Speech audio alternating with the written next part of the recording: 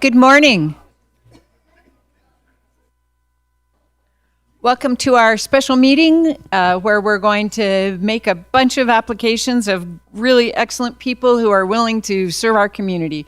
Thank you for being here, and thank you for being engaged and willing to give of your time and talents. I will note that we have Commissioner Wes Rice, who is attending remotely. Can you hear us, Commissioner Rice?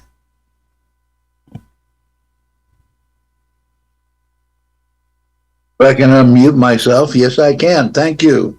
Very good. We're glad you're able to be with us virtually. Me too. Thank you. Yep. We look forward to having your smiling face back among us. But meanwhile, we're glad you're attending remotely. We will. Thank you. Hopefully next month, next meeting, I can be there in the pink.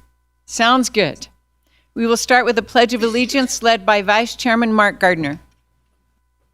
Thank you. Would you please join me in pledging allegiance to the greatest flag on earth? I pledge allegiance to the flag of the United States of America and to the republic for which it stands, one nation, under God, indivisible, with liberty and justice for all.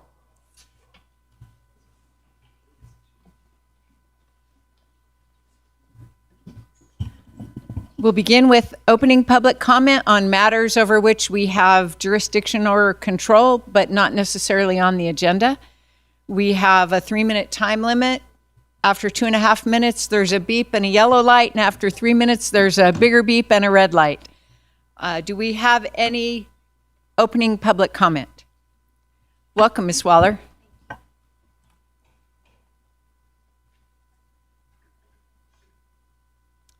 Good morning, Ellie Waller. Happy holiday season. Upon review of the 2025 Board of County Commissioners appointments to various boards and committees from the December 4th packet, I strongly urge and recommend that more dedicated alternates positions be volunteered for on the list. First, the Tahoe Regional Planning Agency alternate, I believe, is Commissioner Hales, but it's not listed or has sat in on a meeting. For 2026, the TRPA governing board meeting should be attended by whatever commissioner is appointed, and if he or she cannot attend, then the alternate should be given as much advance notice allowing for their attendance. My opinion is that crucial information on project approvals, especially related to Douglas County code amendments, transportation, recreation, housing plans, needs to be disseminated to the Tahoe Township residents as well as Valley residents until such time that a dedicated Tahoe community development staff person can, and I believe should be hired. This effort should also be coordinated with the Douglas County Community Development Staff appointee and layperson on the Tahoe Regional Planning Agency Advisory Planning Commission and provide public presentations to the entire Board of County Commissioners so they stay informed as well from a scientific and planning arena. The same goes for the Tahoe boards and committees that don't already have alternates, like the Lake Tahoe and Tahoe Douglas Visitors Authority, which are not listed even on the county boards and commissions webpage. Neither is the South Shore Transportation Management Authority nor Tahoe Conservation District, which are essential that directly affect the residents. Furthermore, the Valley boards and committees should have dedicated alternates for the Douglas County Parks and Rec, Carson Valley Arts Audit Committee. Back to Tahoe for a moment. It would be advantageous, in my opinion, for the Board of County Commissioners and Planning Commission members to attend TRPA Advisory Planning Commission and Governing Board meetings to garner fundamental understanding of how they operate. Thank you. Thank you. I will just note for your information that Commissioner Tolbert is the alternative on TRPA. Okay, thanks. Is that on the TRPA website or? Oh, okay.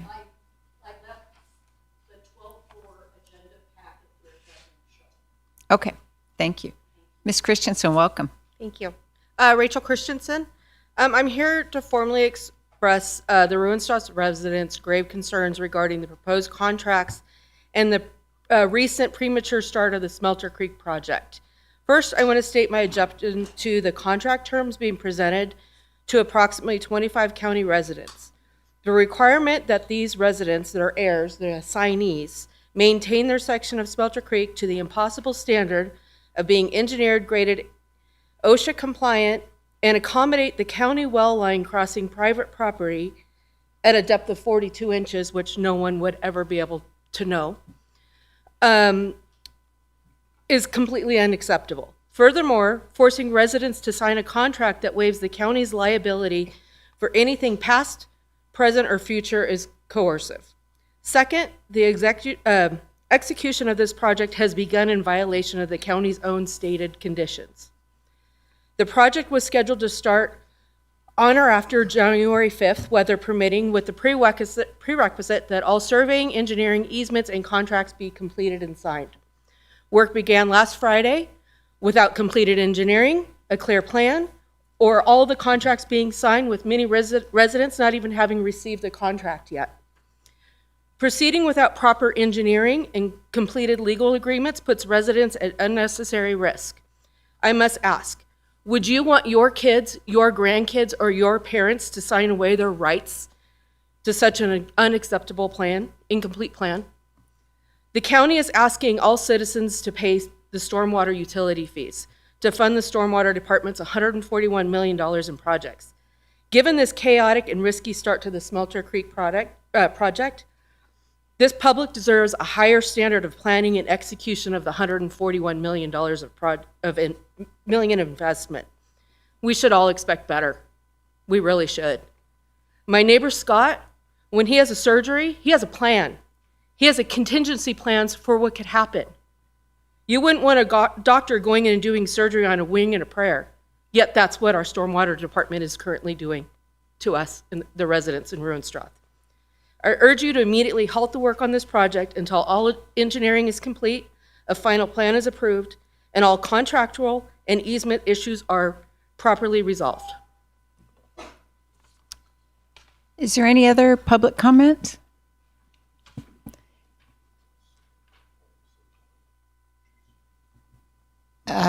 Commissioner Gardner would like to respond to a public comment. Ms. Waller indicated that the boards and commissions aren't all on the county website. And what I wanted to indicate there is that each of us are assigned, when we do our board reorganization every January, we're assigned to different boards and commissions that are not advisory boards to this board, okay? So therefore, because those do not have public involvement in a lot of cases, those are not listed on our advisory board areas of our website. So that's why you won't see them there, okay? Including TRPA, NACO, and Campo, and all TTD, and all the others. So those won't be there. Visitors Authority, Chambers of Commerce, they won't be on there because those are not advisory boards to us. So thank you. All right. Moving to approval of agenda, is there a motion? Madam Chair, I move we approve the agenda as presented. Second. It's been moved by Commissioner Tolbert, seconded by Commissioner Tarkanian that we approve the agenda. All in favor? Aye. Aye. Aye. Any opposed? Carries unanimously. Thank you, Commissioner Rice. Agenda item 4 for possible action, discussion on 3 appointments to the Genoa Historic District Commission, each for a 2-year term beginning January 1, 2026 through December 31, 2027, in accordance with County Code 2.28. County Manager Jennifer Davidson. Thank you, Madam Chair, members of the Commission. Jennifer Davidson, County Manager for the record. As we do every year when we are soliciting interest in upcoming vacancies on our various boards and commissions that are subject for appointment by this commission, we do advertise each of the vacancies in the newspaper, both the Record Courier and the Tahoe Tribune. So staff did announce all the vacancies that we will be discussing today that way, did solicit applications through a date certain, and I won't include that information in every single introduction. Just know that that applies to everything we're going to chat about today. Specifically with regard to the Genoa Historic District, there are 3 upcoming vacancies on the Historic District Commission, with terms set to expire December 31st of this year. We have 3 applicants seeking reappointment, and I believe each indicated that they were available to chat with you today if you want to discuss their interest further with them. With that, Madam Chair, I would turn it back to the Commission for your pleasure. Thank you. Yes. We are pleased to have Marion Vassar, Molly Dahl, and Maggie Tracy who have applied. And we invite you to take a moment and share with us from the podium just maybe a thought about your service or something that you feel passionately about in your mission, if you would like to. Ms. Vassar?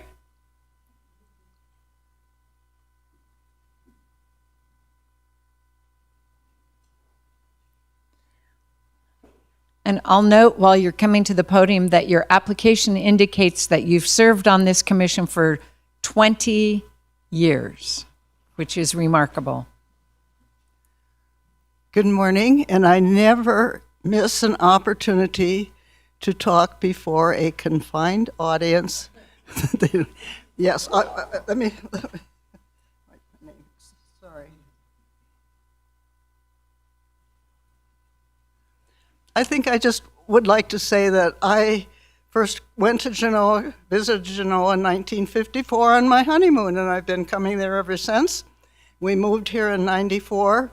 I've always been interested in the historic preservation. I think that we are a real gem for this county as well as for the state, the fact that we are the first permanent settlement. I am extremely excited because in the last 2 or 3 years, we have had wonderful support from Andrea Pauling and AJ Hames, and we have come forward with better regulations and codes and guidelines from the county, and I'm very excited for that. And if I'm back on the commission, I will serve with all of my Polish stubborn self. Thank you, ma'am. Are there any questions? No, no questions. Thank you. And do we have Ms. Dahl here?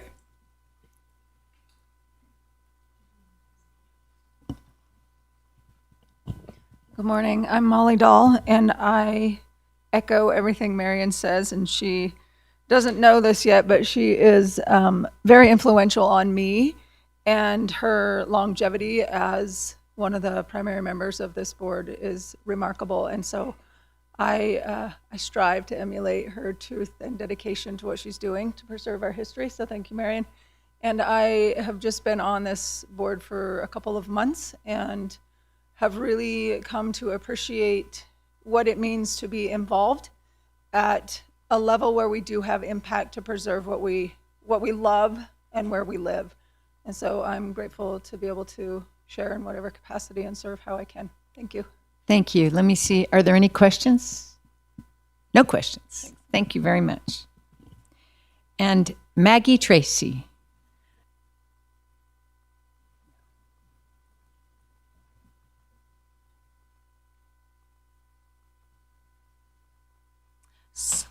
So good morning. And I would like to just reiterate what Molly said about Marion. She is a force to be reckoned with, and she is the reason that I applied for the Historic Commission in the first place. I first met her in the 90s, I think, when we were working Candy Dance together, and so we've known each other ever since. But I've been in the Genoa area for, I hate to even think that long, but off and on for the last 50 years, so this year. And it's a real important community to me, and I think it's a gem for the state and for the county. But I also can see a lot of issues that the Historic Commission has to deal with, and we want to maintain the historic character of Genoa. So, take any questions? I read in your application that you live in a 160-year-old house. Yes. Which is remarkable. Right, and it's right on the main street. It was built in 1858, and it was where the Frederick Klotz saddlery is. And so we fixed it up. It was in very poor shape when we bought it like 5 years ago. And prior to that, we lived down at the end of Pioneer Trail in an 1898 house.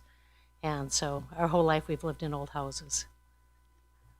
Good for you. Thank you. Any questions? All right.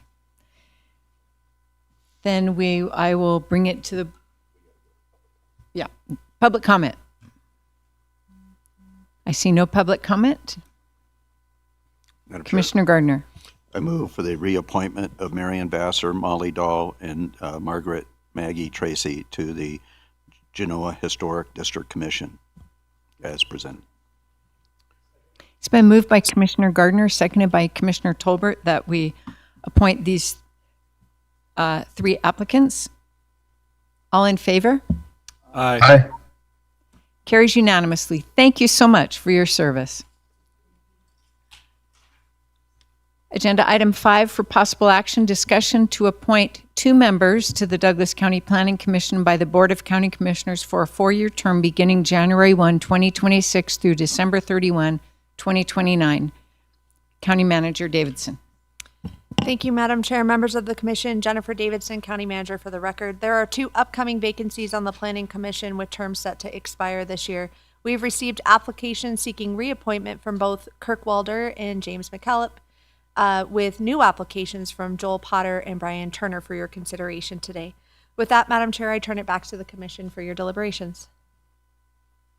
Thank you. We'll use the same format. We'll invite Mr. Walder to the podium to share thoughts or maybe priorities, taking a minute or 2.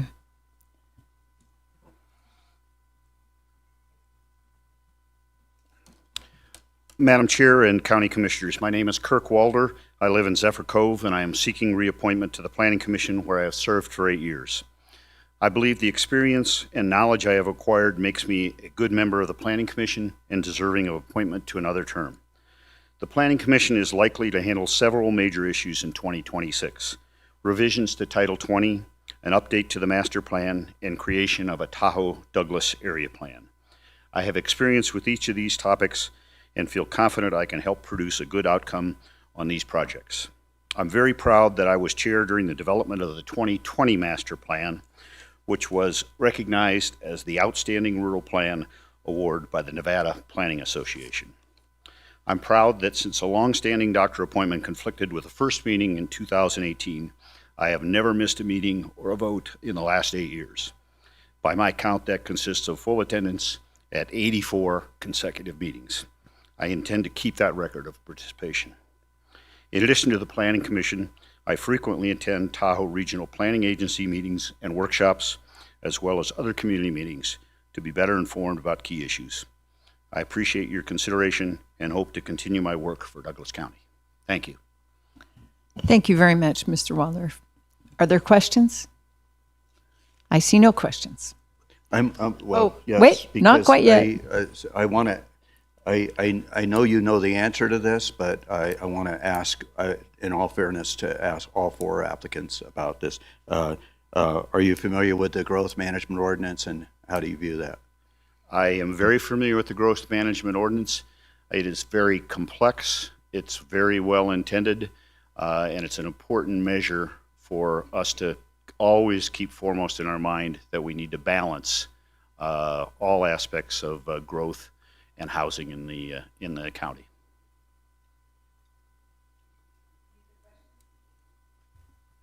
Okay. Thank you, Mr. Walder. Thank you. I know. What's wrong?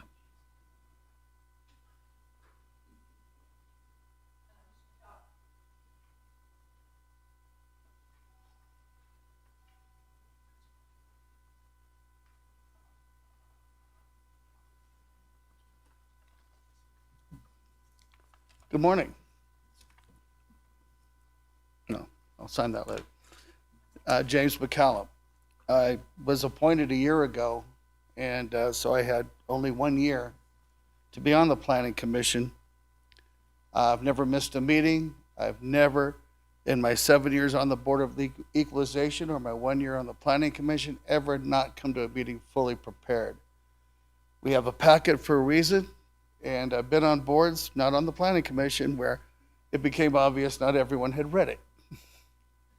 I go in detail. They know to print it up for me by Friday so that I can make my notes and prepare my questions and be ready for the meeting on Tuesday. I've enjoyed my year on the Planning Commission. I think we do important work. I think we have, as Mr. Walder has already said, important issues coming up in the next few years. None more important than the update to the master plan. Also, I think we're going to consider transferable development rights, Title 20. There's a lot of issues, and the Planning Commission is, I think, as important as any board other than yourselves. And I've enjoyed it, and I'd like to have more than a year. I'd appreciate being able to fill out another term, but I would like to have my 4-year term. I believe I'll do a great job for you, and I already think I already have. I've enjoyed working with Chairman Casey and the board, and it's a good group of people. I've enjoyed working with Tom Dallaire at Community Development, and they do a great job of answering any questions and help us prepare for every meeting. And I'll anticipate the question on the growth management ordinance. I think it is, I think it works. Like everything else, it's probably something to always look at and say, can we make it better or more responsive to the needs of the community? If it is, however, an important document, it has worked. It's really never come to the point of stopping anything but it's there as a safeguard. And I'm very familiar with it. I've read all the numbers and all of that. And I think it does its job. I want to correct my application. It kind of disappeared from my computer while I was filling out and updating my previous years.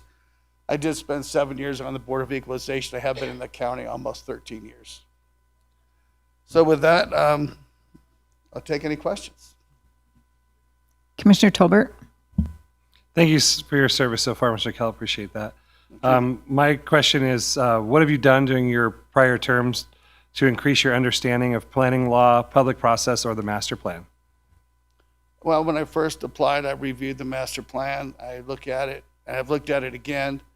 Particularly spend a lot of attention on the aspects of community development, of growth. I think for most people, most of our citizens, that's probably their key concern.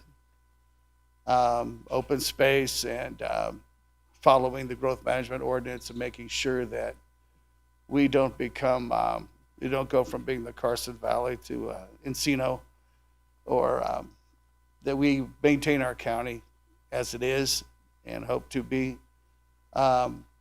It's an ongoing thing, as oftentimes you want to look at something comes up and go back and say, how does it apply to the master plan?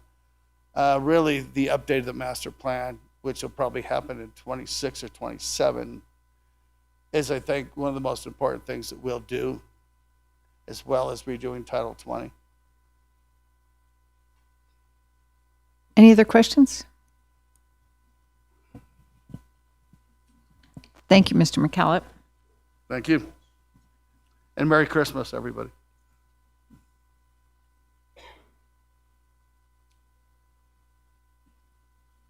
Commissioner Rice, if you have questions, I expect you'll just chime in. Most certainly I will. Very good. Next, Mr. Joel Potter.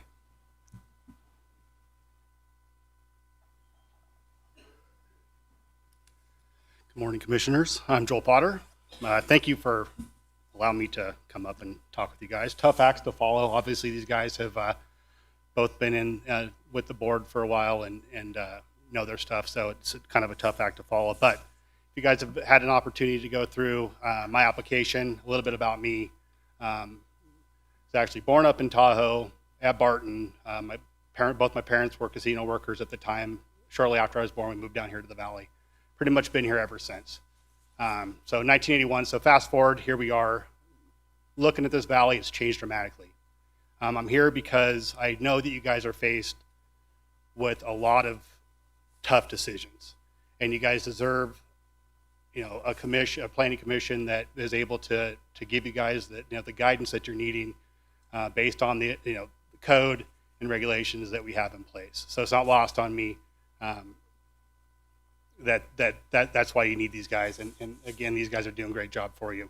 I work as a project manager for the Nevada Department of Transportation. I've been with NDOT for over 17 years in different capacities.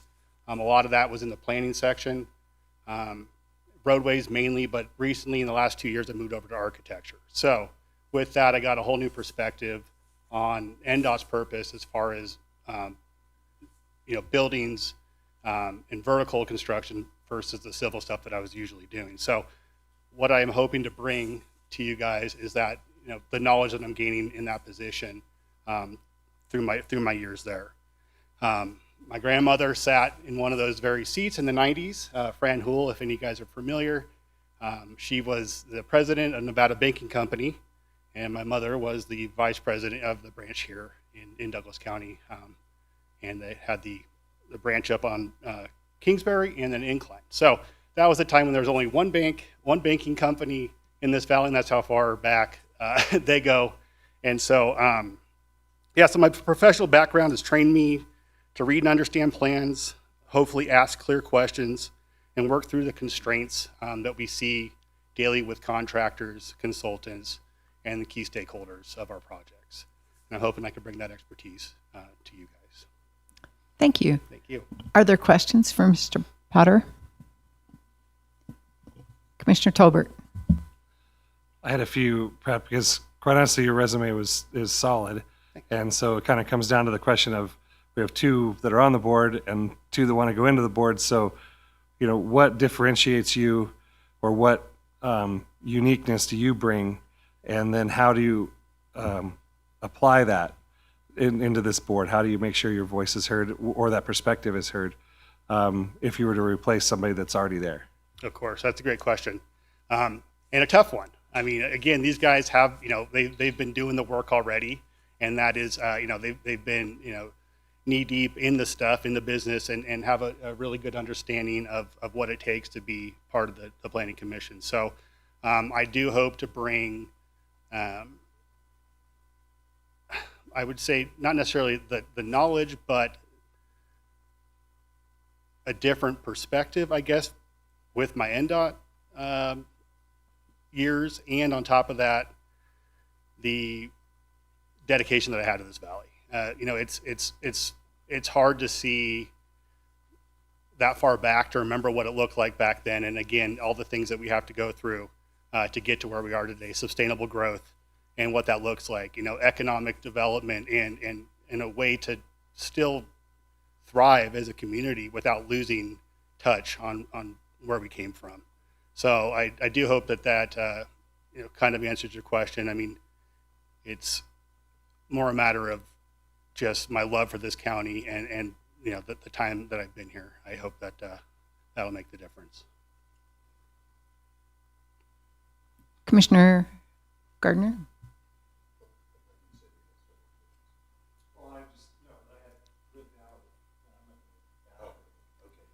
I'll take it. I'll try. Well, I'm not. I don't consider it badgering. All right. So The tough one. What does finding a fact mean to you, and how will you ensure your decisions are evidence-based? Finding a fact? Finding a fact. And then what, and how does the influence of potential opposing neighbors affect your opinion of the finding of fact? So finding a fact, we're in a position right now where we have code, we have ordinance, we have all these things that make sure that we're doing things that are not only ethical, but in the best interest of the residents. And so doing the homework, the legwork to make sure that we're providing that service to the community is first and foremost. Obviously doing that, you have to make sure that you're analyzing code, make sure you're in compliance with what you're asking these guys to do, to hopefully move forward on. There's always going to be discrepancy. There's always going to be some opposition, to any of this. I am by no means a, build it all out type guy, but I understand that without growth, we don't survive, right? You know, a lot of my friends are in the trades. A lot of my friends have, they rely on the growth here in the valley, and they don't want to start commuting to Reno for projects and such, right? But at the same time, you look at Carson City right now, and every day when I drive into work and I watch those remaining fields get built on, those are the last little plots of land that are left in Carson City, it scares me to think that maybe in 50, 100 years, that could be what my grandchildren are waking up to and driving through every morning. So there is a balance that we need to strike, and you guys are doing a very great job. And I'm not trying to butter you up, but you know, this has been a difficult time for the Carson Valley, and you guys have taken it head on. So hopefully that answers your question, Commissioner Tolbert. Okay. Yes, I had a couple questions. And I looked at your resume. I appreciate, first of all, I want to acknowledge your position as president-elect of the Carson Valley Trails Association. That really is impressive, and we have a real good process of that, I guess, or a presence of that in our community. So I appreciate your involvement there. And you're a current project manager with the Department of NDOT, right? Do you potentially see any conflicts of interest? I know that there's projects that are going on that might, through our corridor, that might require NDOT rights of way or access. Do you see any conflict of interest in that regard if you were to serve on our Planning Commission? So short answer is no. I'm I'm not in a position at NDOT to really make any sort of, you know, decisions that would necessarily adversely affect either organization or community. I essentially get assigned projects and move forward with that. So as far as influence to NDOT, no. And then on the flip side of that, I mean, there's not really a ton that I personally would be able to do, even if I had conflicting interest that would make any sort of relevant difference in that. So, no. And secondly, I've asked the other two applicants about the growth management ordinance. Are you familiar with that ordinance, and how do you feel it's working here in the county? So I guess I kind of get to cheat because I already got the answers, but so not particularly familiar with it, no. Now I am a little bit, you know, so is it working? I guess not. You know, it's doing fine. I don't know. You know, it's obviously something that we will need to keep top of mind if we continue to have, you know, the opportunity to develop. You know, there's got to be some sort of leash on the growth. So, is it working? Sure. It depends on who you're asking. You know. Thank you. I appreciate it. Yeah. I noticed in your application that you wrote there needs to be a balance between preserving rural values, strengthening tourism, and community identity. And I wanted to ask about what is your feeling about strengthening tourism? It has been a wild ride to see from what I can remember of the 80s when, you know, Heavenly and Lake Tahoe were this captivating, you know, world wonder, right? And we still have that. The lake has not changed particularly, right? It's still just as beautiful as it ever was. But the casino, you know, tourism is down, or not down, but tourism is doing what tourism does. Gambling's doing what gambling does. And it isn't necessarily just Nevada anymore. And so it's hard to cheer so loudly for tourism when everybody else is able to do this, you know, the same thing now as far as gambling is concerned. So we really need to rely on the natural beauty of the state and trying to preserve that to make people want to come and visit, right? If we give everybody a free pass, and and everybody gets to come live here, there's no reason to come visit. You're already here. And then you're on top of that, almost desecrating the natural beauty of the valley, of the state, really, and you see that, time and time again with all the, Clark County is a great example. We're not going to talk about Clark, but Douglas County, it is a finicky and fickle balance that we need to really push people to come and want to come back and keep coming back. So it's how do you do that? If there was a magic button, obviously you guys have already pressed it, and that's why you guys have the folks at the Planning Commission. So Thank you. thank you. Are there any other questions? Okay. Thank you, Mr. Walk Potter. away. Thank you guys. Yes. Mr. Brian Turner, thank you for applying and welcome. Thank you.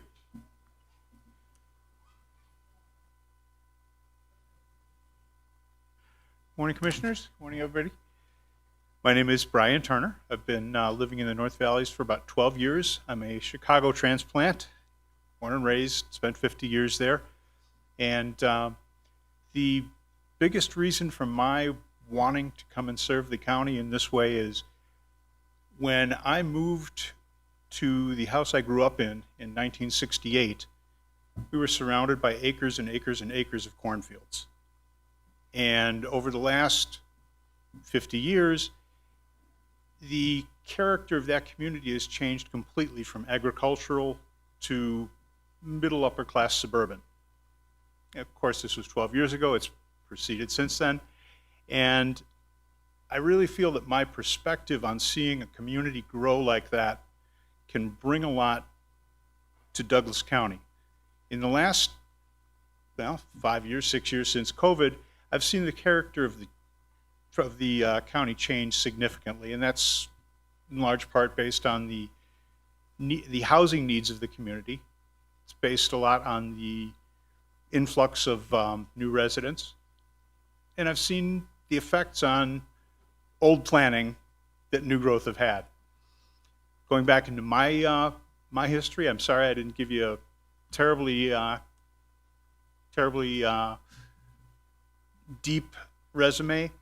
I spent 30 years in business. I started out as a cable puller engineer, worked my way up, eventually was the president of a small software firm in Incline Village. When we sold that out in 2013, decided to move out here. We had offices in Chicago and in Incline. Decided to come out here and change my life over to service. Spent some time working for the Department of Public and Behavioral Health.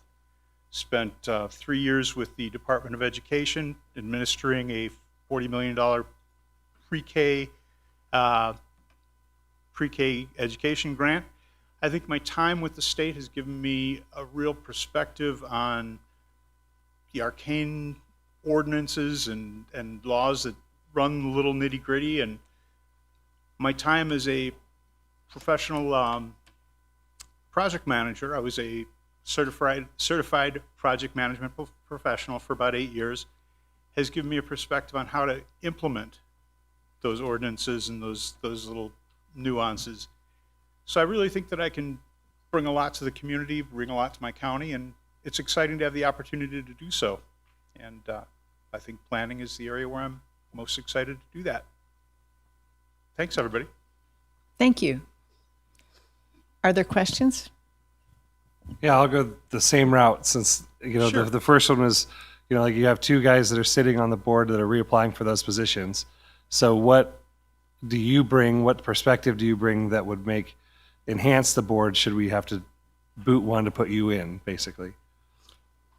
Again, I think that my perspective in going through the changing of character in a community, and I love Douglas County. I moved here 2,000 miles. I uprooted my life. I spent all my money, got rid of 50 years of history in Chicago.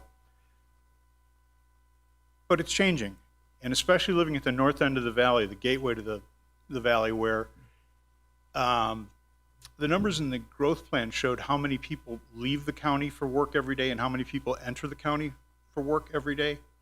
I think that's just growing, especially on the leaving side. And I think it's changing the character of the community.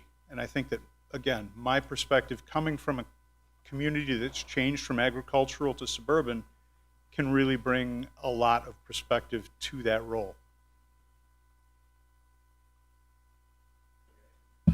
And then the second one is, so how do you, I better read it because I wrote it down. What does finding a fact mean to you, and how will you ensure your decisions are evidence-based in the face of neighbor opposition?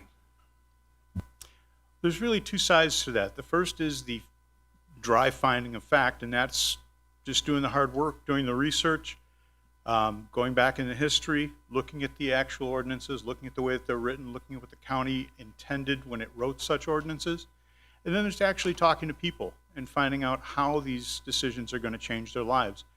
And I've, in my role as a project manager over the last 10 years, have really worked hard to find that balance and find a way to achieve strategic and tactical goals, while at the same time looking out for individual concerns, looking out for divisional concerns, looking out for organizational concerns.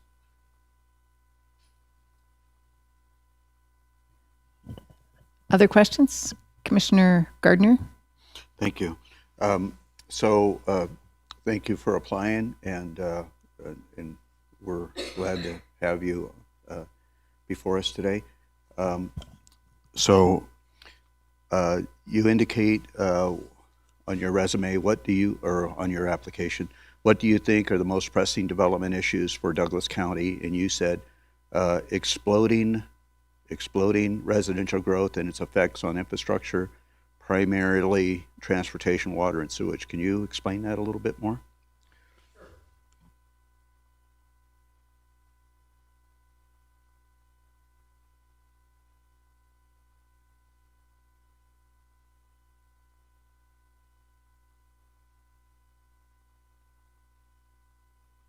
County was appropriate prior to COVID. It was a slow-growing agricultural community. Now going up and down 395, those farms are all still, those fields are all lying fallow, and we've got high-density growth going in. The master plan notes people working from home. I don't see it. I don't see it when I leave my house every day at the north end of the valley, anytime between 3:30 and 5:30, and there's people just got to get to work outside the county, got to come back to their homes inside the county. I see a need for an infrastructure that will support a more industrial, technical, commercial base, and I see a need for more facilities for people who live outside of the urban centers. People shouldn't have to drive into Carson City just because they don't live in Minden. And that's something that really hammers me every day. And again, I live off Jacks Valley Road. People coming up that side it used to be you couldn't hear a car all day. Now you got to wait. I know it's an insignificant amount, but you notice it. 45 minutes, minute and a half to get out of our street at Bavarian Drive onto Jacks Valley Road. Things have changed, and I think that the infrastructure needs to start recognizing that. The growth management ordinance, I asked this of the other applicants. Are you familiar with that ordinance and how it regulates growth in the county? I am, and I think that it's served the county. I think there's a lot of backfilling going on, and that's really what's generating a lot of this explosive growth. As the master plan is revised over the next 5 years, I think that's something that needs to be looked at and talked about and kind of examined.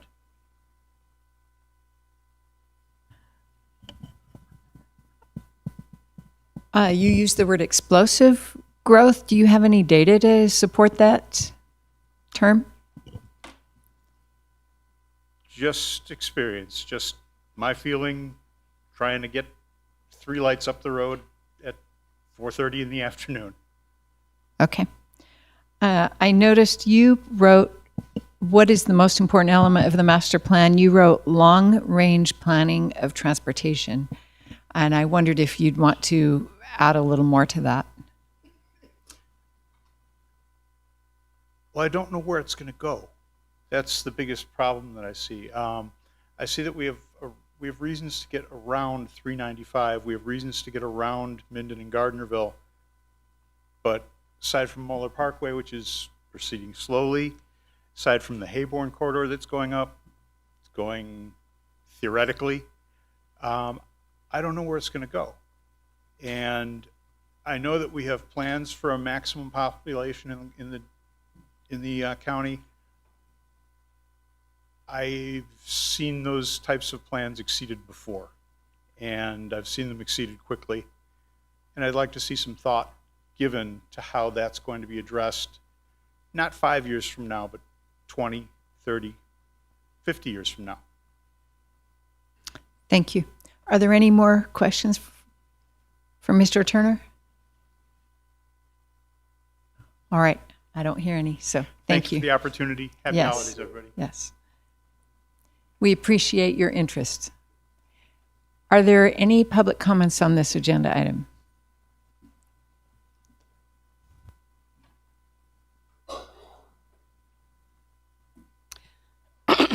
Excuse me. Good morning, Ellie Waller. I just want to disclose I do not know the two new applicants. I want to thank them for the information they provided you and the public today. You have a very difficult decision to make on 4 candidates that bring different perspectives, but equally all have addressed things in the county that I've followed for 6 years now.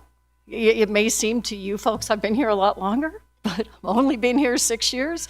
Although I'll have to let you know, when I lived in Placer County, when your first area plan in 2013 came through for the Tahoe area, I made comments that it was insufficient even then, before living here and trying to get a better understanding. I think all the members bring great representation to the entire county. I think often we look at population here and representation based on population. So how many people from Tahoe, how many people from Douglas County? And so you have lots to take in consideration. Thank you for the opportunity to provide this today. Is there any other public comment?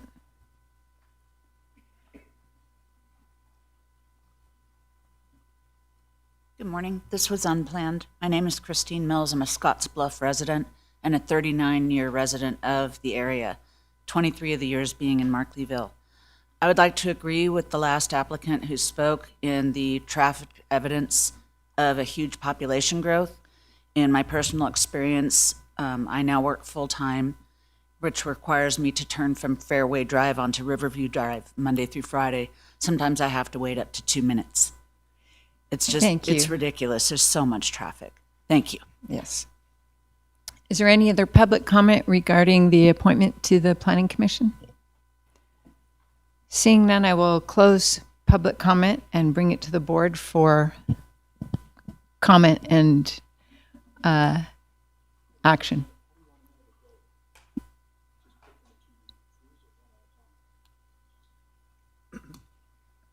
You wanted me to turn on my light, I apologize.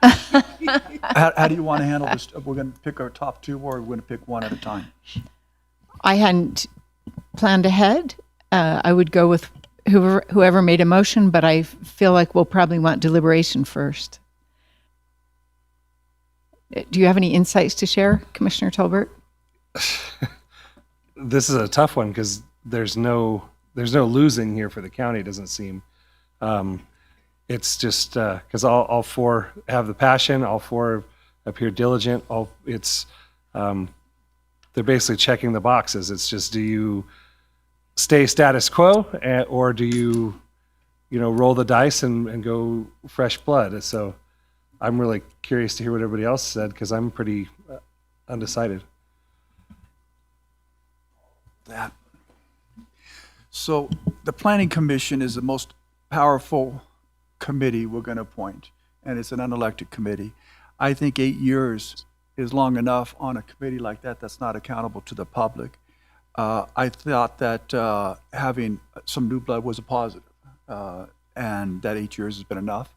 And I was impressed with the two new candidates, and one that I was very impressed with, which is who I will support.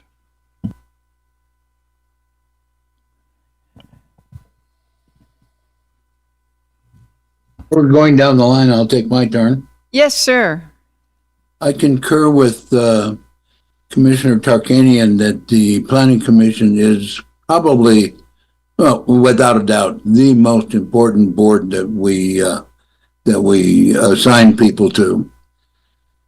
And I am delighted in the way that Mr. Walder and Mr. McCallop have served the county while they have been on this board. I know that Mr. McCallop is the newest member of the board, but I firmly believe that when somebody is doing a good job and is reliable as these two are, that they deserve my support, and I would ask the rest of the board to support them also. Thank you. Thank you. Commissioner Gardner? And I also concur in it that the Planning Commission is the most powerful. They have things that they can actually do without coming to the Board of Commissioners. And we never seem to have a loss or a shortage of candidates. I'll put it that way: shortage of candidates for this board, which is in my opinion good. It always gives us the opportunity to visit with other folks in our community, and I find Mr. Potter and Mr. Turner's applications very compelling. However, we are facing some real critical decisions within our community. We're going to be tackling the new master plan, and also as we try to accomplish the strategic plan as well, which we've been very aggressive on. And so I'm not inclined at this time to make a change on this particular committee at this time. So that's kind of where I'm leaning. I'll weigh in also. I feel like Mr. Walder is indispensable. There are so much going on at the lake, so many boards that are really important, and he keeps his finger on what's happening up there and does a really good job of providing input to the best interest of Douglas County. I feel like Mr. McCallop has been very well prepared as he represented to us, and he asked good questions, and he's a meaningful member of the board of that planning commission. And so I feel like he's done good work. I feel like particularly Mr. Potter's experience with NDOT and with the Trails Association would be valuable on the Planning Commission. And there are aspects of Mr. Turner's application that I also like. So I feel all are good applicants. At this point, I would go with Mr. Walder and Mr. McCallop, but also encourage the other two applicants to keep an eye for when there are more vacancies, because we need people like you and we appreciate your willingness to serve. Anything else? Mr. Tolbert, do you want to weigh in on anything right now, or does someone have a motion? I'm just going to put it out there that I just feel like Mr. Potter's resume application and his oration today, he would have my support as well. So, it really comes down to me to that, to to the 3-horse race at the moment for me. So I'm not sure. I mean, you guys are saying stay, but I just feel like, it's a missed opportunity possibly with Mr. Potter. So that's pretty much where I'm at. The other piece for me that helps distinguish is I think it's really important to understand the growth management ordinance. And so if we appointed the 2 incumbents, it would give the other 2 applicants a chance to learn more about the growth management ordinance and then be ready to jump on board when there's a vacancy. Commissioner Gardner? I failed to mention also, we're going into a Title 20 update, okay? And Title 20 is absolutely critical. That is all of our building codes. And so knowledge of Title 20 and how that affects the county is very important. That's why I'm not inclined to change horses in the middle of this stream as we go forward with that update. Do you have a motion? Do you want to separate them? Is that what you're indicating? Okay, so therefore, with all due respect to Mr. Potter and Mr. Turner, I move for the reappointment of Mr. Kirk Walder and James McCulloch to the Planning Commission for the time. I will second that. Moved and seconded that we appoint Mr. McCallop and Mr. Walder to the Planning Commission. All in favor? Aye. Opposed? Nay. Thank you. Thank you both for your applications. We really welcome you to please keep an eye and come forward because there are midterm vacancies very frequently. And thank you, Mr. McCallop and Mr. Walder, for your continued service. Agenda item 6 for possible action, discussion to appoint 3 members to the Water Conveyance Advisory Committee by the Board of County Commissioners, each for a 4-year term of office beginning January 1, 2026 through December 31, 2029, in adherence with County Code 2.56 and Ordinance 2024-1644. County Manager Davidson. Thank you, Madam Chair. Members of the Commission, Jennifer Davidson, County Manager for the record. There are 3 upcoming vacancies on the Water Conveyance Advisory Committee. We had 3 applicants seeking reappointment, 2 of which were unable to attend today, but did express their continued interest in remaining on the Water Advisory Committee. Oh, I was told only Mr. Hone was going to be here. So I apologize. Nice to see you, sir. Thank you for coming. So with that, Madam Chair, I stand corrected and turn it back to you. Thank you. Mr. Hone, would you like to share a thought with us?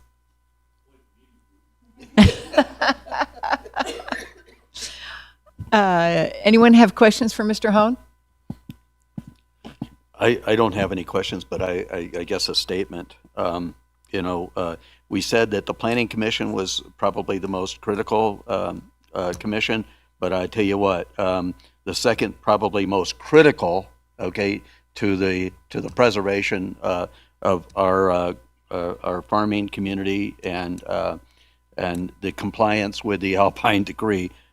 This Water Conveyance Advisory Committee is made up of 5 members, very long-time members of our community and very respected farmers and ranchers in our community. And we're blessed to have Mr. Hone, Mr. Scassa, and Mr. Stodik, who continue to serve on this committee along with Mr. Gericke and Mr. Hoosman. So they're the ones that control the water flows in our ditches, and are more commonly known as our ditch committee. I think that's what they refer to, the ditch committee around the community. And if it weren't for them, we'd be in serious trouble during our flooding events. So anyways, not that we aren't, but anyways, I continue to thank you for your involvement. So thank you. Yeah. Apparently none of us need you to come say anything, Mr. Hone. Mr. Scassa, would you like to say anything to the board?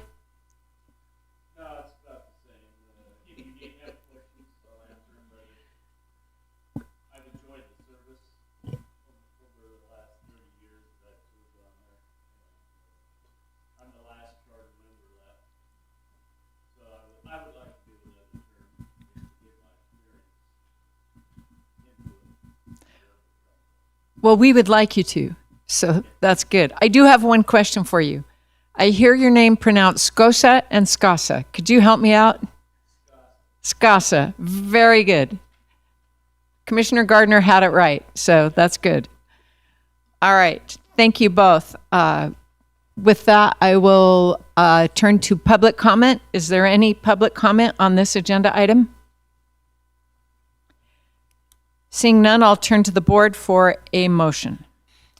Madam Chair.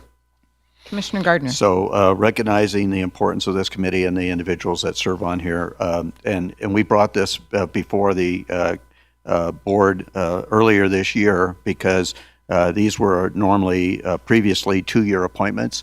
And so not that we don't enjoy seeing their faces here every other year when they look for appointments, but anyways, we've now turned this into a 4-year appointment. And so I'm proud to offer a motion to reappoint Mr. Charlie Hone, Russell Scasa, and Frederick, he goes by Stode, right? He goes by Stode, but Frederick Stodick as our 3 appointees to the Water Conveyance Advisory Committee. I'll second. It's been moved by Commissioner Gardner, seconded by Commissioner Tarkanian. All in favor? Aye.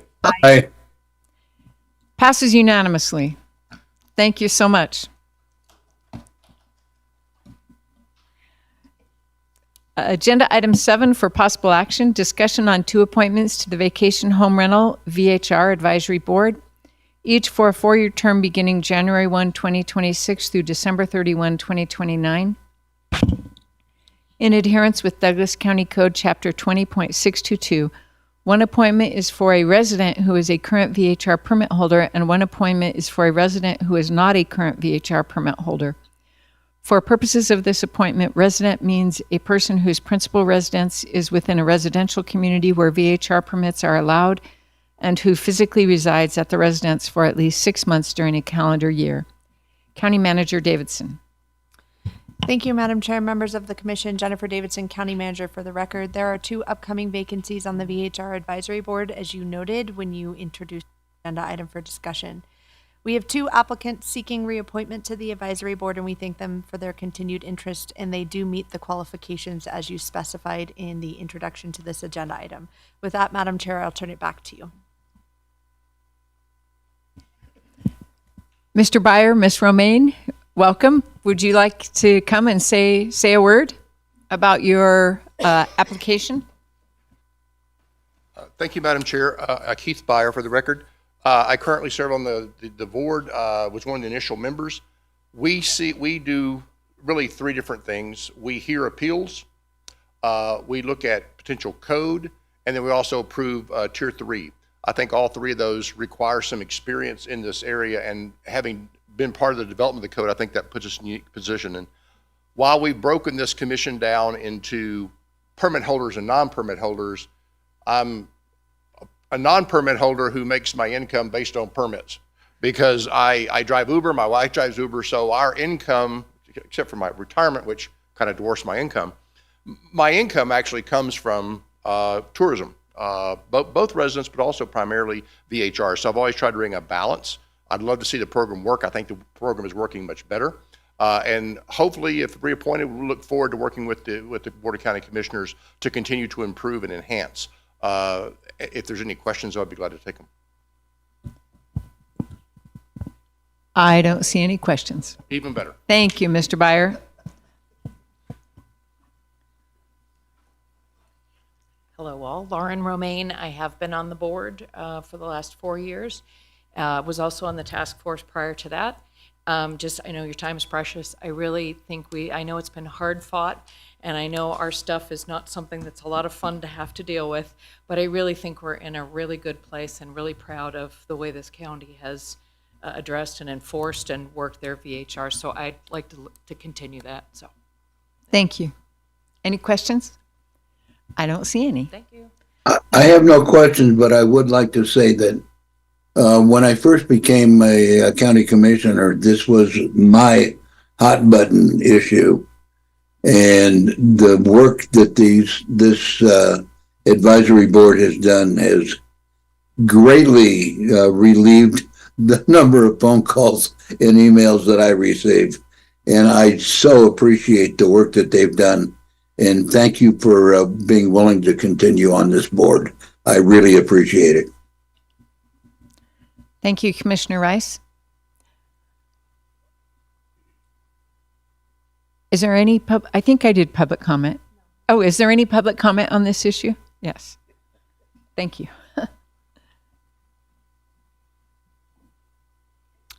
Ellie Waller, I've chose to follow a committee, and this is one that I have participated endlessly. I'm appreciative of the time and effort that these people have to go through, and I'm glad for the continuation, and hoping that in the future that the recommendations that come forward from them continue to be taken very seriously and not tinkered as much as this last one. Thank you so much. Any other public comment? Seeing none, I'll close public comment. Is there a motion? Madam Chair. Commissioner Rice. Madam Chair, I move that we accept both of these applicants as members of the advisory board for the Vacation Home Rental Advisory Board. Second. It's been moved by Commissioner Rice, seconded by Commissioner Tarkanian. All in favor? Aye. Aye. That was an aye. I couldn't get my unmute thing done. Any opposed? Carries unanimously. Thank you very much. Agenda item 8 for possible action, discussion on 3 appointments to the Parks and Recreation Advisory Board, each for a 2-year term beginning January 1, 2026 through December 31, 2027. 1 representative is appointed from the Tahoe Township and 2 representatives are appointed from the Carson Valley. County Manager Davidson. Thank you, Madam Chair, members of the Commission. Jennifer Davidson, County Manager for the record. There are 3 upcoming vacancies on the Parks and Recreation Advisory Board. We have received 3 applications seeking appointment. Ms. Smith would like to seek an appointment to represent the Tahoe Township. Mr. Dove and Ms. Lang would like to represent the Carson Valley positions. For that, with that, Madam Chair, I turn it back to the Commission for your deliberations. Thank you. Ms. Smith, I invite you to come share any thoughts or priorities or anything you'd like to share with us. Well, as we all know, this is not my first, second, third, fourth rodeo. So you are all familiar, I think, with my services, and I appreciate you looking at my application and would appreciate reappointment. I love this position with Parks and Recs, and also would like to just, I know the board probably knows that, you know, long-term longevity, I hear a little bit while sitting here that, you know, well, you've been there 8 years, so that's, you know, probably good enough. We want to move on to somebody else. Or it's not broke, don't fix it if it's not broke type of thing. Just my input being on this committee for so long, longevity really is important and an advantage for the community to have members on this board that are, because these projects take 3, 4, 5, 10 years to come together. And having those of us, like the River Project is finally coming up again, and I don't think there are many even board members here that were on the river float. Maybe Commissioner Gardner, maybe Commissioner Rice. So to have that now come through 8 years later, the history, the experience of remembering who said what the community wanted, you know, those types of things happen often on this board. So I would maybe encourage possibly our committee moving up to a 4-year term. Just a suggestion, because I think it's an advantage to the community and the residents in this community to have long-term members on this board. So that's my 2 cents, and I appreciate your time and effort on it. Thank you. Reappointing me. Any questions? Commissioner Tarkanian? One of the areas I get the most emails from is the purchase of the theater. And I explained to them this was money that had to come out of the Parks and Rec fund, and that the Parks and Rec made this their number one choice. Can you just explain why, so I can stop getting these emails? Yeah. Well, you know, we made a lot of moves towards, we combined the theater arts program, the theater and the arts program. I think Mr. Sidney purchased the Copeland property for us. That turned out to be a bit more of a project and more of an expense that really could fit into the budget. So it that kind of got, you know, pushed off a little bit. As you know, we're dependent on monies to do these large projects. And when that opportunity came up to be able to put the theater part of it and to have the support from other organizations to want to run it and to help us with that, we had to spend that money, had to be earmarked for something in Park and Rec. We had a time limit on it, and we just felt it was an opportunity finally for the arts program to move forward, and it just fit into what we thought was a great opportunity. So that sort of leads me to two things. I didn't know there was a time limit that you had to spend the money. I believe there was. Could be wrong, but Brooke would probably be able to answer that more. But at the time, and then the other thing is, and this is what I don't know, which I would like to be able to explain is, so there were no other projects that you felt were necessary or close to that had to have that money. So you wouldn't like picking the theater over something else that was pressing, because that's what I keep getting all the time. And I said, and I'd just love to have you answer instead of me. well, I would say that, you know, like right now we have on future projects 33 future projects. We can't do all those projects. We do look and take into consideration what projects have been on the list for a very long time that we have tried to accommodate those projects for the community. The community coming in and expressing what they want, that's kind of what our job is to listen to the community, find out what they want, what their needs are. And that project, of course, the money can go to numerous projects, but that project fit for a large project with the amount of money and the money that was there. That project fit well into our overall goal of wanting to have a theater arts program in place. And it, to us at the time, yes, and even now, I would still pick that, and I would still vote for that. It's a high need in this community, and having that opportunity with that money, instead of splitting all that money up into multiple and many projects, yeah, you could, but we felt at the time this was an opportunity to grab that project and to move forward with it. Yeah. Commissioner Gardner. I really appreciate Commissioner Tarkanian asking that question, because that is an important question, and I continually get questioned, not necessarily emails, but questions around the community of why that and how did that fit in into our. I mean, those funds were restricted funds in Parks and Rec, and yes, I know that there's a lot of capital improvement projects that are on the list, but I know that a performing arts center was something that was very, very high on the list when I served with the Parks and Rec Advisory Board as an appointment from this board, as Commissioner Tolbert does now. So a very good explanation, and I appreciate your continued service on that board and your interest in continuing on that board. So thank you very much for your service. Any other questions? All right. Mr. Dove.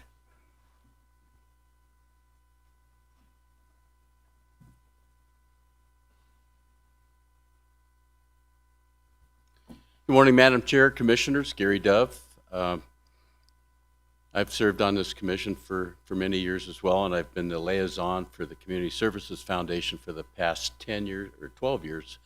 And so we get the perspective of what the needs are from two different directions, and I report back to the advisory board and what the foundation's doing as well. I will say that the performance arts, theater has been ranked high with the advisory board for a while, but it's also been ranked really high with the foundation too. So when we had the limited funds from the COVID time where the reserve was exceptionally high, and the value that we got for that movie theater and the plans that's moving forward with the MOU with the culture arts, I think it's going to be some exciting times of what we're going to be able to present to the community in the future as far as the needs. Also, want to thank you for the ADA park that we're going to have this year or next year installed. That's one of those things that Cerise talked about, longevity. That was a letter to the editor that was put by one of our residents, that we have all these beautiful parks in our community, but we're lacking one thing, and that's something for the children that have disabilities. I brought that to back then we were the commission, now we're the advisory board, but it's a 6-year process to get that through, and through the diligence of Brooke and her staff of getting that 50% grant. You know, we're putting in a $500,000 park in this community that we would probably not be able to afford, and there's such a need for it. So with that, I hopefully look forward. I serve at the pleasure of the commission. I also am very reliable. I do my homework when I come prepared for all this. So I thank you for allowing me to reapply. Any questions? I just Commissioner want to Gardner. make a quick observation. When I was serving on that board, my observation is that Gary always came to the meeting with, and I'm sure his notebook expands by the day because he always comes with a notebook, right?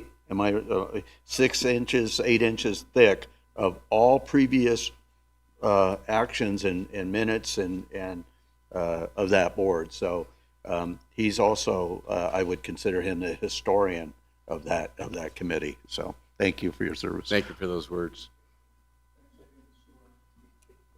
Thank you, Mr. Dove. Thank you. Ms. Lang.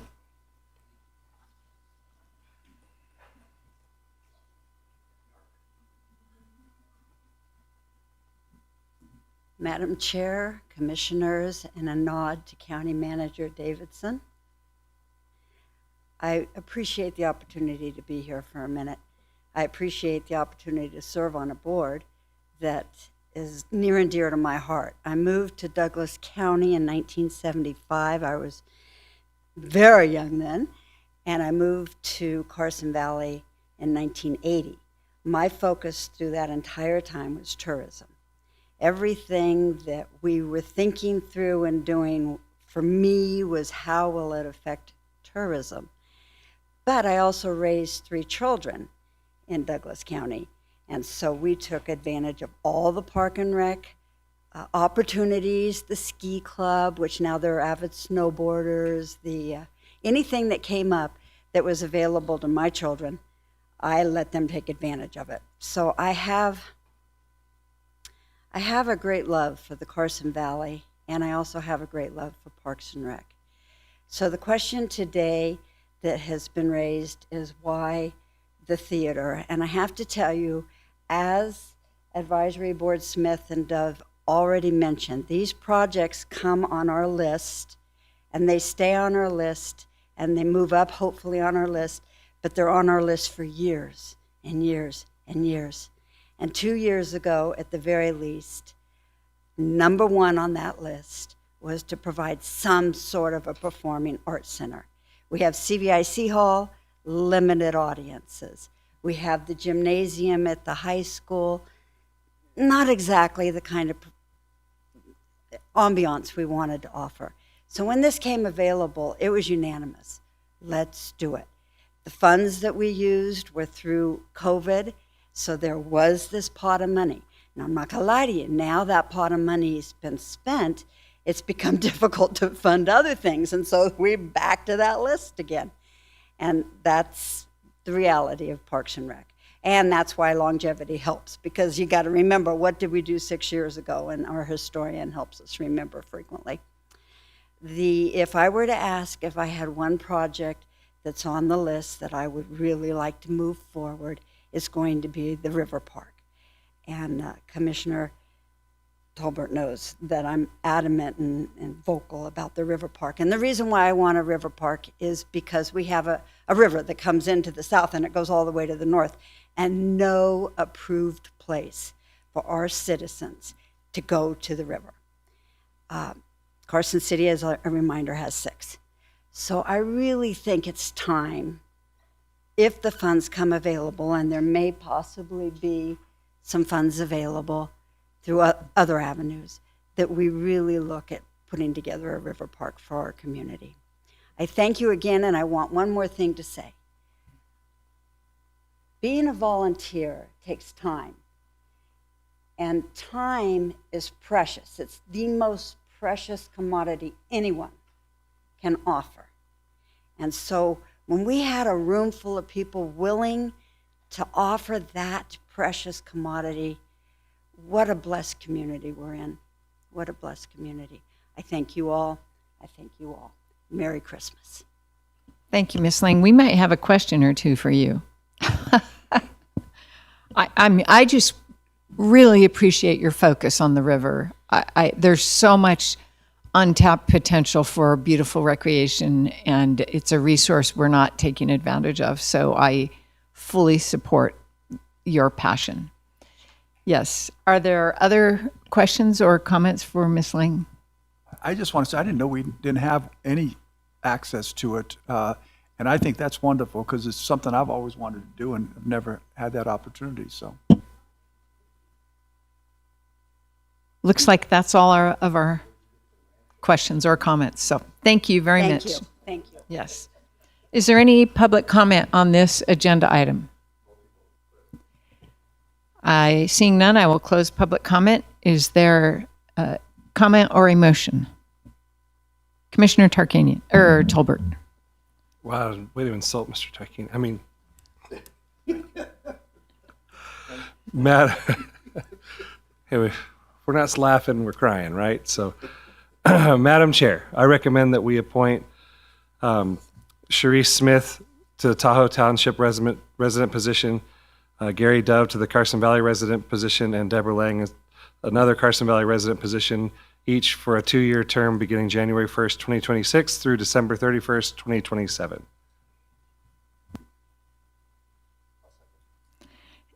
I'll second. Oh, okay. All right. It's been moved by Commissioner Tolbert, seconded by Commissioner Rice. All in favor? Aye. Opposed? Carries unanimously. Agenda item 9 for possible action, discussion on 2 appointments to the 911 Surcharge Advisory Committee by the Board of County Commissioners for the member-at-large positions, each for a 2-year term beginning January 1, 2026 through December 31, 2027. County Manager Davidson. Thank you, Madam Chair. Members of the Commission, Jennifer Davidson for the record. We have 2 upcoming vacancies for at-large positions with terms set to expire on December 31st. Additionally, recently this committee was expanded from a 5-member committee to a 7-member committee through this board's actions. We have 3 other positions that we are currently advertising for this committee, including the local exchange carrier representative that we have not been able to obtain a individual in that position. Those other vacancies will continue to be advertised until we receive applications and we're able to bring forward decisions for this county commission. But in the meantime, we do have 2 individuals who are interested in the 2 upcoming vacancies for the at-large seats. They are Ms. Mills and Mr. Lennox. I was told that Ms. Mills would be in attendance, but Mr. Lennox was out of town and unable to attend. He did wish to let this board know that he's sorry he couldn't come. He is very interested in the position. With that, Madam Chair, I'll turn this back over to you for deliberation. Ms. Mills, welcome. Thank you for applying. Would you like to share any thoughts with the board?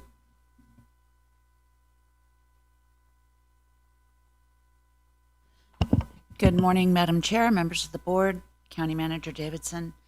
Happiest holidays and Happy New Year to everyone in the room. It's my birthday month. This is my 4th, 5th term on this committee, if appointed. I think we've done some wonderful things with the 911 surcharge funds.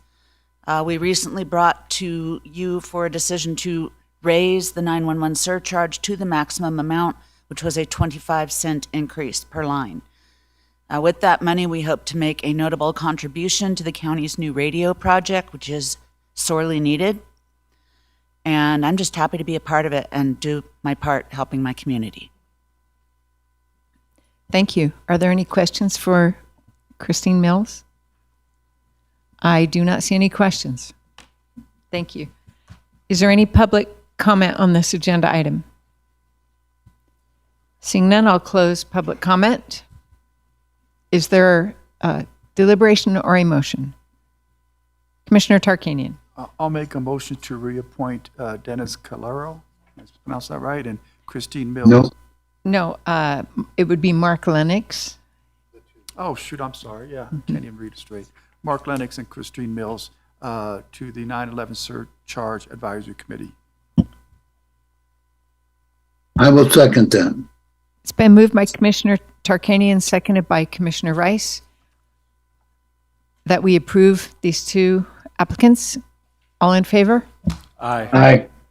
Any opposed? Carries unanimously. Thank you. Agenda item 10 for possible action, discussion on the appointment of 2 members to the Douglas County Audit Committee, each for a 4-year term beginning January 1, 2026 through December 31, 2029. County Manager Davidson.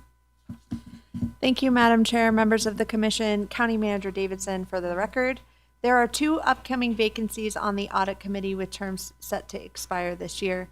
An application seeking reappointment was submitted by Ms. Bauman, and a new application was submitted by Ms. Huffman. Ms. Rankin did indicate that she was not able to continue serving on the Audit Committee. We thank her for her time on the Audit Committee. She was a very committed member and did a wonderful job. I wanted to pass that on behalf of our CFO, our Chief Operating Officer, Kathy Lewis. With that, Madam Chair, I'll turn it over to the Commission for your deliberations. Neither one of these applicants is with us today. So I'm going to jump right to public comment, and then we'll deliberate and take action. Is there any public comment on this agenda item? Seeing none, I will close public comment. Are there thoughts? Commissioner Gardner. Well, yes, I've spoken with Allison Bauman, and she has been a great member, to my understanding. So I'm glad that she's reapplying. I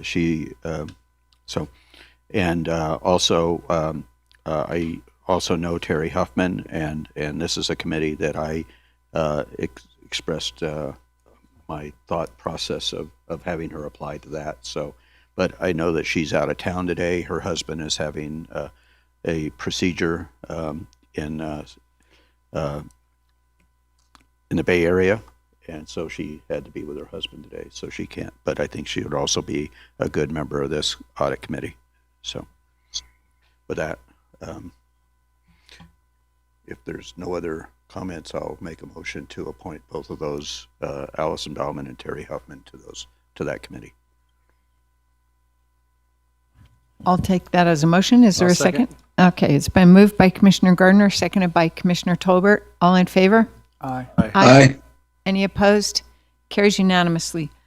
But before we leave this, I will also say that I know that Allison Bauman has been a very good member of the Audit Committee, and also Teresa Rankin has been very much appreciated, and has performed exceptionally well. And if you could pass that along, our appreciation, that would be great. Agenda item 11 for possible action, discussion on the nomination of 2 persons to the Douglas County Board of Equalization by the Board of County Commissioners, each for a 4-year term of office beginning January 1, 2026 through December 31, 2029. County Manager Davidson.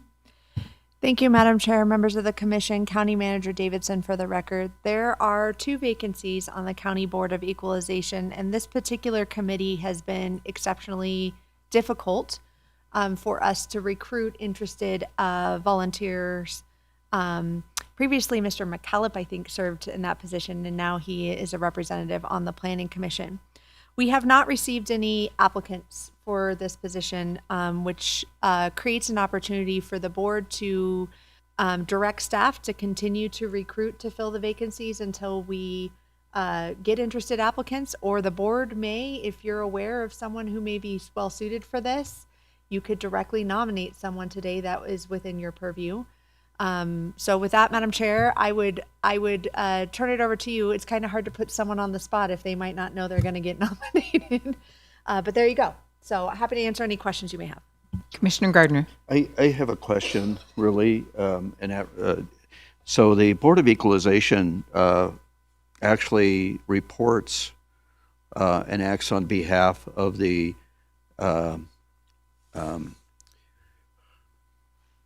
county, not the treasurer, but assessor, the county assessor. So is there, and I know we have a policy of only allowing members to serve on one advisory board to the Board of Commissioners.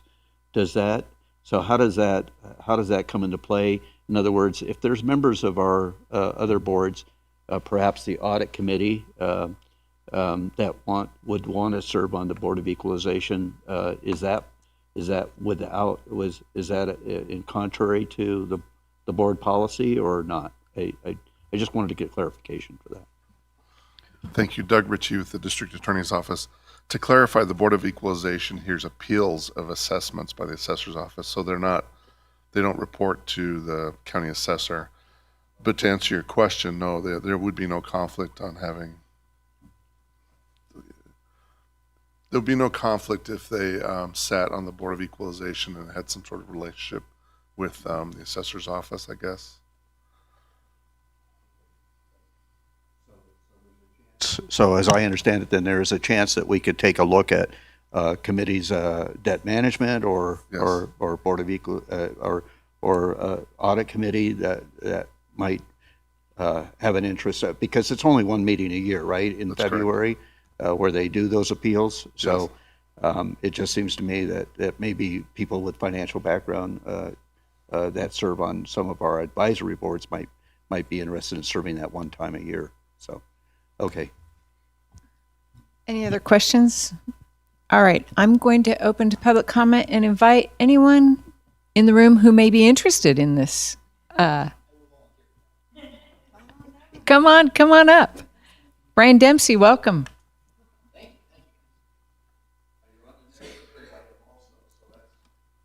I am.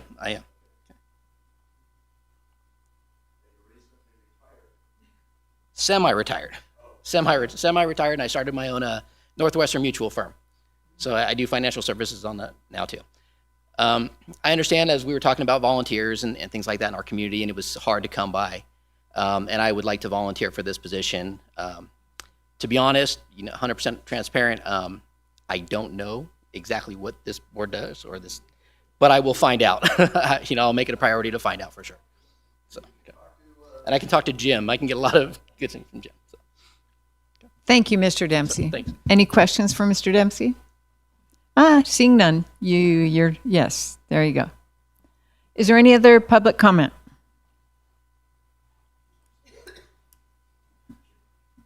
I have made, James McCall, I have made numerous attempts to get people to do this. I've worked with Rachel, and she's given me a list of all the boards and commissions. And I bring this list almost everywhere I go during this period. And I think Brian Dempsey would be great on this. I'd be happy to brief him on what it is and what it does, and then send him over to Trent Tholen. So anyway, I don't know how we can do more to get more applicants. I have tried. I think the first time I made this effort, Ms. Davidson was the assistant county manager, and we sat down and tried to map this out. So I don't know how we can do more. This is an important board that only meets once a year. But people then think it's not important. Some years there's no appeals. It's simply going to a meeting and hearing about how values are doing in the county. And it could be a half-hour meeting. And other times that there's appeal, I thought it would be really simple. I was doing the same thing. There were no applicants one year, and I was asked to do this, and I applied 7 years ago. And I thought, somebody built a deck and they're complaining. And I had 2 shopping centers and basically a mansion at the lake was my first 3 items. I spent hours and hours preparing. Other times there's no appeals. I don't know what we can do, and I will continue each time to try to recruit people to do this. I think it's an important board. Thank you. Thank you, Mr. McCallop. Any other public comment? Seeing none, I will close public comment and bring it to the board for a possible motion. Commissioner Gardner. Yeah, so this is one board that does receive a little bit of compensation, I believe, also. Is it not? A small amount, a small amount. So you have enough to buy lunch at McDonald's, maybe. Okay. Yeah. Okay. Anyways, with that, I will move for the appointment of Brian Dempsey to the Board of Equalization for a 4-year term beginning January 1st through December 31st, 2029. I'll second, and I'll reiterate that this is an important position. My first real job was in the assessor's office in Carson City, and so very rarely did we have things go to the Board of Equalization, but it is kind of like the Supreme Court of tax assessment for the state of Nevada. So It's been moved and seconded that we appoint Brian Dempsey. All in favor? Aye. Aye. Oh, very good. Any opposed? Carries unanimously. Thank you, Mr. Dempsey. Agenda item 12 for possible action, discussion on 4 appointments to the Douglas County Airport Advisory Committee in accordance with Douglas County Code Chapter 2.58. Each appointment is for a 2-year term beginning January 1, 2026 and ending December 31, 2027. Pursuant to DC Douglas County Code Chapter 2.58, 1 representative is appointed from the community at large, 1 from the business community, 1 from the airport-powered community, and 1 from the airport soaring community. County Manager Davidson. Thank you, Madam Chair, members of the Commission. Jennifer Davidson, County Manager for the record. As you noted, there are 4 upcoming vacancies on the Airport Advisory Committee with terms set to expire at the end of this year. We have received applications seeking reappointment, which include applications by Mr. Bradford, Mr. Gardner, and Mr. Tremblay. In addition, we received a new application submitted by Mr. Dempsey. It looks like Ms. Sterrett did not apply for this position. We thank her for her time on the Airport Advisory Committee. She did a wonderful job, and we just want to pass along that thanks. With that, Madam Chair, we turn it over to you for your deliberations. We have with us today Tim Gardner and Brian Dempsey, and we would invite you, Mr. Gardner, to come share your thoughts.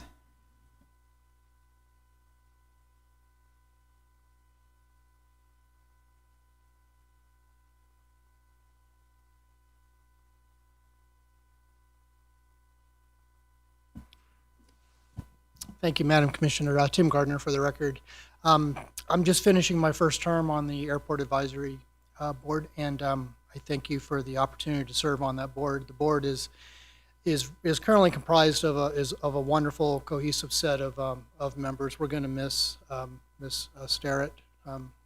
She was a wonderful part of that board. The board is currently looking at a revision to our master plan, and so that's kind of one of the biggest things that we have coming up for the airport. And so the master plan is going to be a 10-year plan, and so that's really going to set the vision of the airport going forward. And I think, I speak for all the board members that our focus is really keeping the Minden-Tahoe Airport the best rural airport in Nevada, and rural is really being the key word there. We don't want to be a reliever for Reno, but we want to be a vibrant airport, and we want to be a big part of the community. And so community outreach is a big part of what we do, hosting events where we bring youth out to the airport and get them interested in aviation, and hosting the airport day, the open house that we do every year is really important.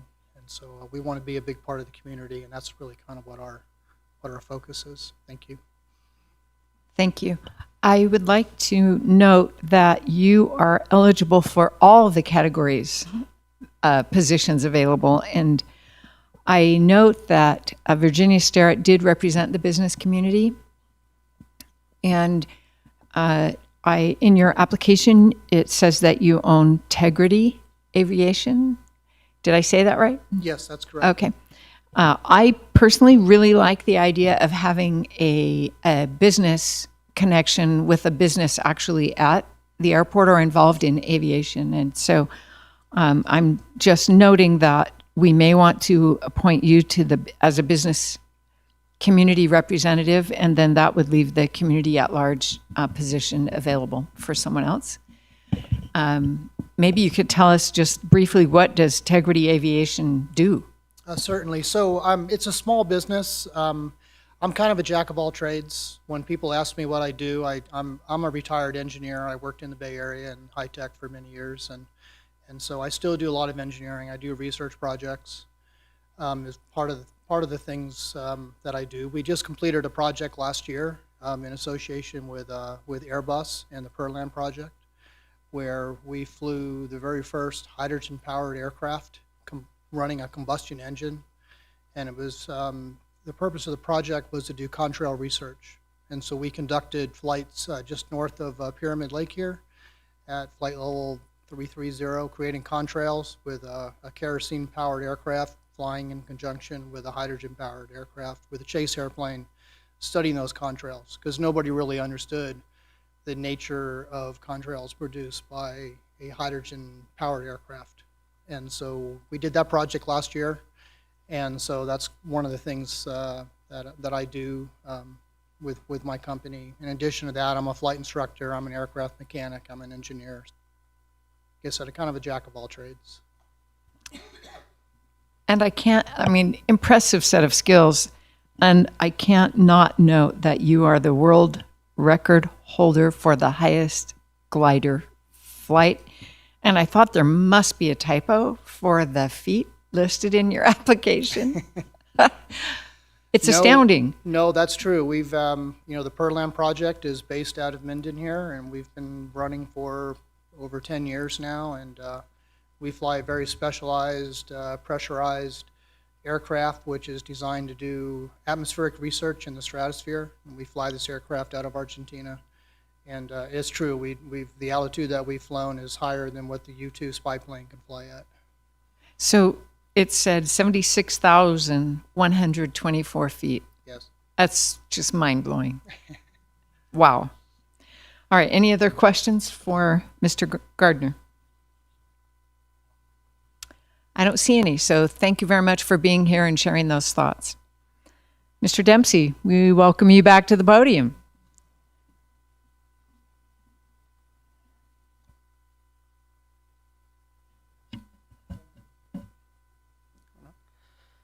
Hi. So Ms. Sterrett, who's recently coming off the board, actually asked me to apply for this position a few months ago.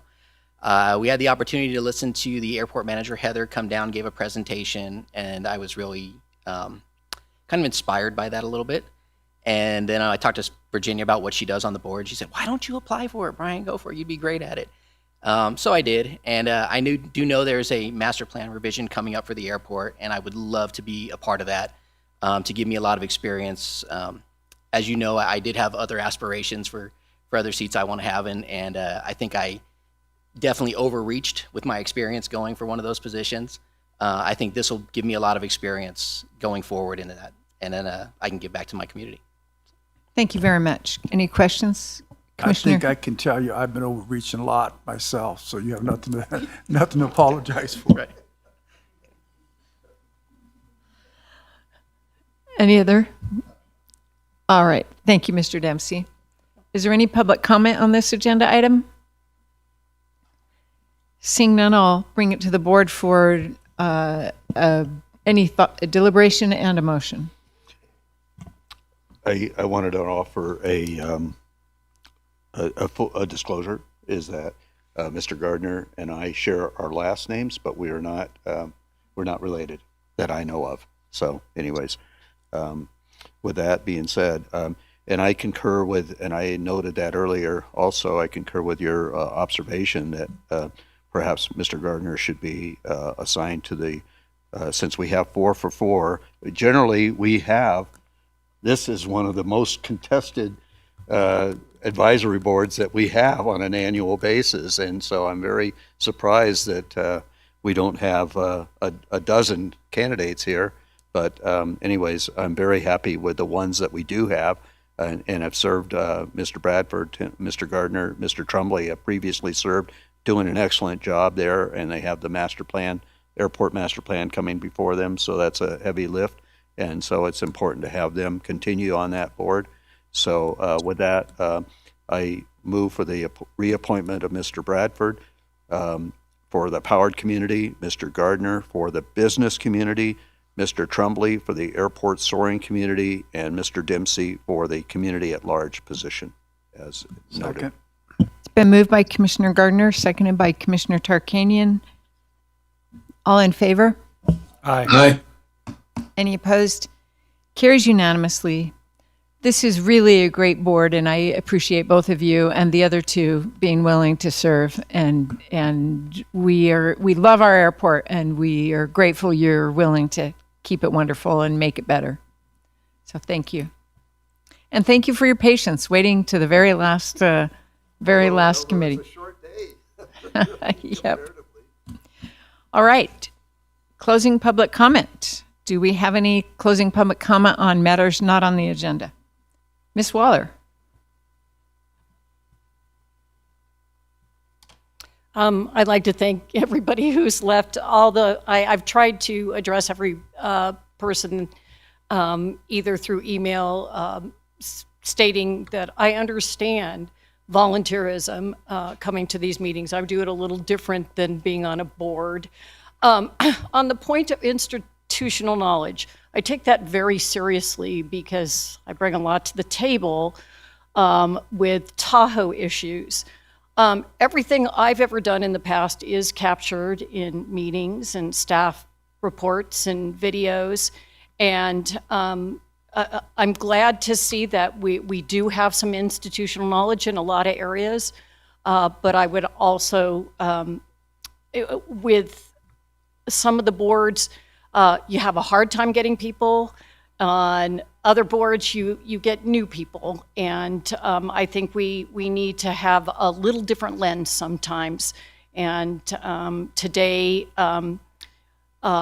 there is no disrespect to the institutional people that have come forward, but I also believe we had two very good new candidates today, and we do often have, I shouldn't say often, sometimes have midterms, and hoping that we as a county will reach out to those people, not just wait for them to come to the table again.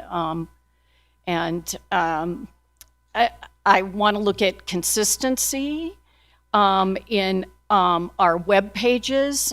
Thank you, Mr. Gardner. I appreciate that. But there is the Advisory Planning Commissioner is named on that same web page I'm talking about, and they don't report to you either. So I'm going to educate myself a little better before I make a comment. I am always up here for correction. I do my best to be factual. Thank you.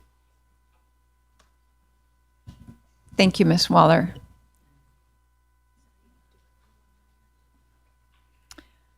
In the interest of getting the job done, I want to reopen agenda item 11 for possible action, discussion on the nomination of two persons to the Douglas County Board of Equalization by the Board of County Commissioners, each for a 4-year term of office beginning January 1, 2026 through December 31, 2029.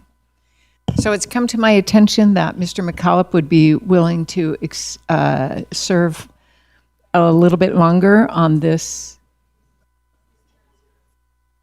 Oh, his term's not expired. Oh, okay. Okay. Okay.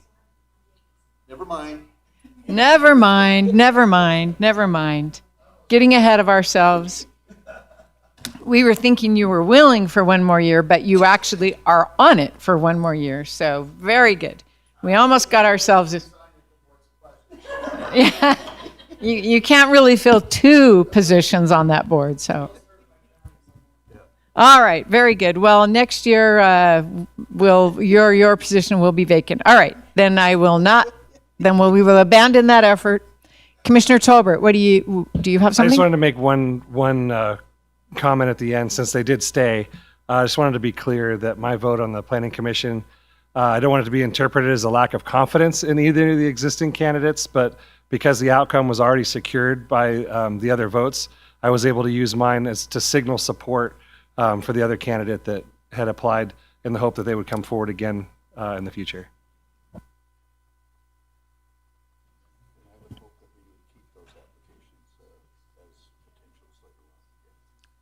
Appreciate that thoughtful process.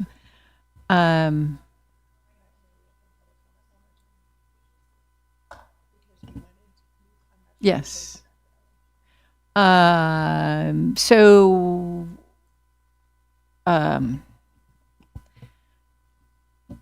need a pause for one moment.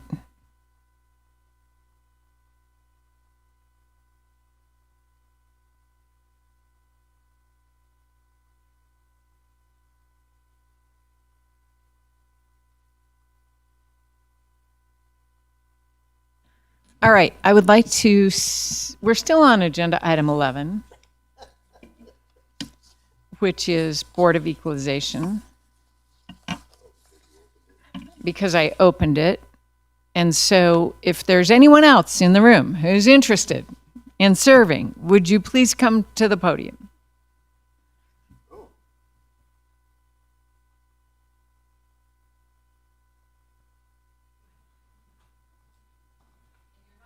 You're currently serving on the Board of Equalization.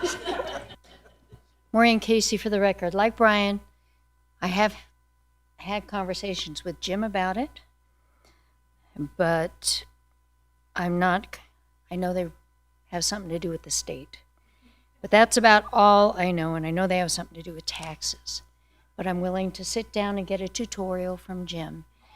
And I know it's a 4-year commitment.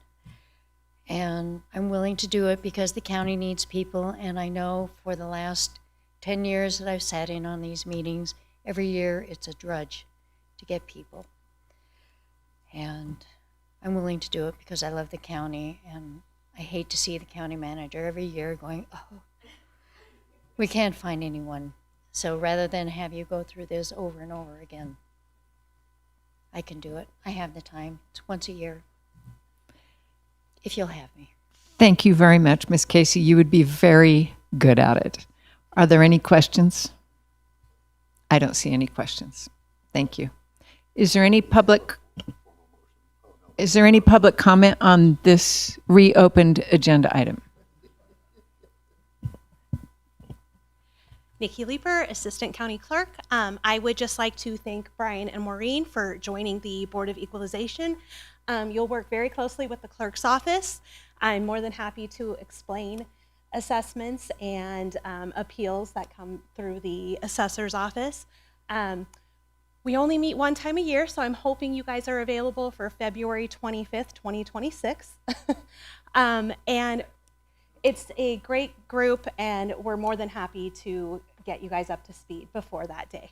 Thank you very much for volunteering. Thank you, Ms. Leeper. Commissioner Gardner. I would just recognize the fact that if we appoint Ms. Casey to that, we do have a quorum of that board here today. So be careful, don't talk about assessments. Okay? Okay. Is there... With that, I will move for the appointment. Is there any other public comment? Oh. Seeing none, I'll close public comment. Okay. I'm sorry, I thought public comment was closed, or else it wouldn't. Okay, so I move the appointment of Maureen Casey to the additional one position, right, for the Board of Equalization to serve until December 31st, 2029, right? So, need a second. I'll second. It's been moved by Commissioner Gardner, seconded by Commissioner Tolbert, that we appoint Maureen Casey to the Board of Equalization. All in favor? Aye. Any opposed? Carries unanimously. All right. Excellent. I think we finished closing public comment, but I'm going to check. Is there any other closing public comment? Seeing none, I will close public comment.